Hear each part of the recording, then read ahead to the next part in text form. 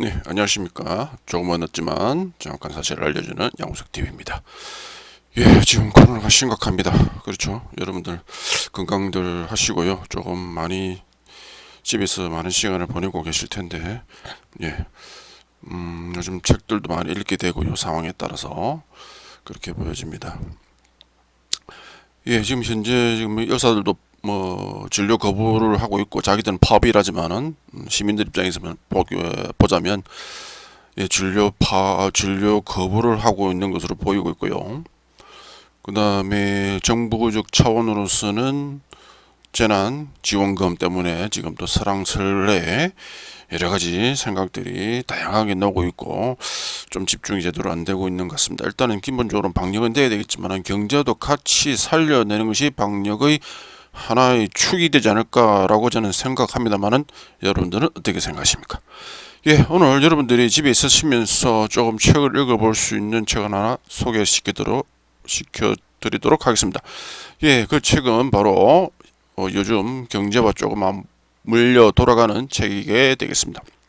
예, 시장의 기억이라고 하는 책입니다. 시장의 기억이라고 하는 책입니다. 예, 지연이는 이태호 씨입니다. 한국경제신문 기자이기도 하고요. 시장의 기여되고요. 부제로서는 한국의 자본시장은 어떻게 반복되는가라고 되어 있습니다. 그리고 또한 책 밑에 보시면은 역사는 예측의 도구이자 시행착오의 기록이다라고 되어 있습니다. 여기서 이태호 지은이 작가가 보여주고 있는 시장의 기억이라고 하는 것은 이 시장의 기억은 어떤 시장이냐면 앞서 얘기처럼 자본의 시장이 되겠습니다.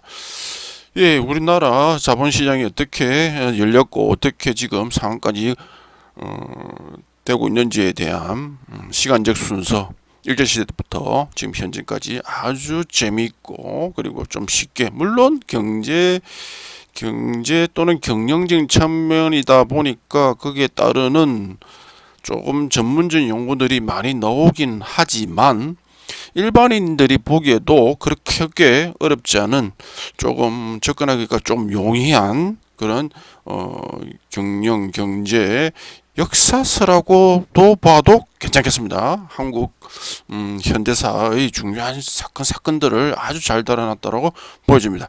네, 한 문장 보도록 하겠습니다. 과거의 망각은 1970년대 말 건설줄 파동을 일으켰고 20년차 시차로 닷컴 버블과 비트코인 열풍을 낳으며 경제 주체들을 위험으로 몰아넣었다. 예, 70년대 말에 건설줄 파동, 예, 뭐 중동 건설 붐이 일어나면서 상당한 이 주식의 늘뛰기를 했습니다. 거기에 따르는 부분에 있어서 많은 사람들이 손실도 본 사람도 있고요. 했는데 그게 20년 뒤에 2000년대에 들어와서 시차로 닷컴 버블이 있었습니다. 박중훈 씨가 친구에게 1억을 투자해서 대박이 났다라고 하는 등등, 그 다음에 최근에 했었던 비트코인 열풍, 이런 것들이 경제 주체들을 위험으로 몰아놨다라고 하는 소 역사적 예측의 도구, 시행착오의 기록으로서 한번 보자라고 하는 것이 작가의 이야기인 것 같습니다. 그래서 한 세기에 걸쳐 한국 시장이 남긴 발자취는 일확천금의 꿈부터 성공과 실패, 좌절과 흥미진진한 얘기로 가득하다. 동시에 그 자체가 지닌 격정적인 순간들 때문에 어떤 투자 지침서보다 강렬하게 시장 기억을 전달할 수 있다고 작가는 이야기하고 있습니다. 그래서 한국 주식 채권 외환 시장은 끊임없이 밀려오는 파도에 부표처럼 흔들리면서도 급속한 성장을 거듭해왔다라고 이야기하고 있습니다. 예, 주식 채권 외환 시장 끝없이 밀려오는 파도, 예, 외국의 많은 달러들과 엔화, 중국의 원화들이 이렇게 막 들어오고 있죠. 거기에 대한 한국의 자본시장 어떻게 대응했으며 성장했으며 좌절했으며 실패했는지에 대한 책이 되겠습니다. 이제 2020년 한국의 문을 두드리기 시작한 제로금리도 앞으로 닥칠 거대한 폭풍을 예고하는 신호탄일지도 모른다라고 현재의 상황에 대해서 짤막한 문장으로 머릿글에서 이야기를 하고 있습니다. 자, 이렇게 볼 때 지연이가 쓰고자 했던 내용들 어떤 내용인지를 목차를 보면서 한 번씩 접근해 보도록 하겠습니다. 예, 투기 혹은 투자에 관한 오랜 기억들 이렇게 보이죠. 예, 조선판 선물시장 투기의 신 반복창을 아십니까? 사람의 이름입니다. 복창이 아닙니다. 예, 성이 반시고 이름이 복창입니다. 이분이 뭐 선물시장 선물 투자에 있어서 귀재했던 모양입니다. 거기서부터 시작해서 일단 일제시대를 뛰어넘고 대한증권거래소, 국제파동, 증권파동, 그 다음에 5.3 4.7 동결, 5.29 강제상장, 건수주 파동까지 여기가 소위 말하는 박통 때죠. 국가 권력이 어떻게 자본시장에 개입을 했는가에 대한 내용들을 아주 재미있고 상세하게 잘 설명해 놓고 있습니다. 그 다음에 80년대, 70년대 말 80년 들어오면서 이제 시스템적으로 자본시장이 조금 형성되는 시기입니다. 여의도 정권가 시대 개막, 그 다음에 공동정산화 시스템 개막, 코스피 지수가 1000포인트를 돌파했다. 그리고 1992년에 자본시장의 개방까지를 이야기하고 있는데요. 여기까지가 소위 말해서 이때까지 70년대까지는 주무구식의 그러한 상황이다 보니까 국가 개입이 굉장히 심했습니다.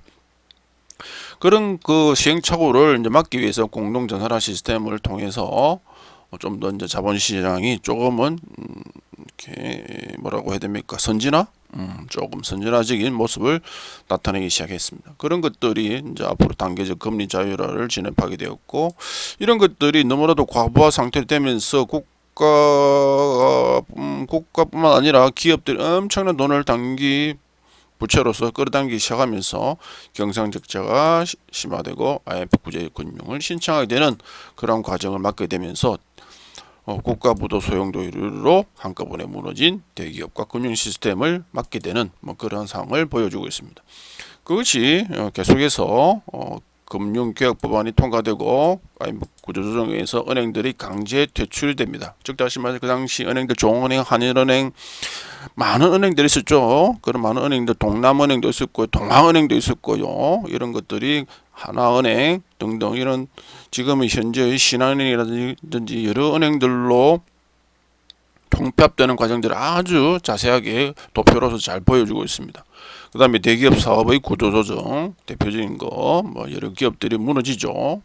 그 다음에 여기 노네어 대표적인 그룹 대우그룹의 워크아웃 신청, 우리 김우중 회장의 어떻게 대우그룹이 공중분해되는 과정들을 아주 자세하게 잘 나타내고 있습니다.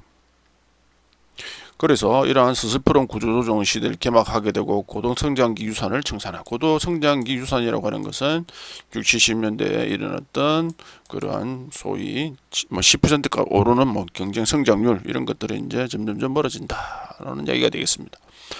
그리고 밀레니엄 자본주의 시대를 연 주인공들이 보이죠. 투자 신탁이 이제 있는데 여기 대한 투자 신탁, 국민 투자 신탁 여러 가지 신탁들이 있고요. 그다음 대장주의 탄생 대표적인 것이 삼성 전자의 이런 것들을 보여주고 있고요. 그다음 2000년 들어서 채권들의 시가 평가 시행들을 보여주고 있는 이러한 과정들을 보여주고 있습니다.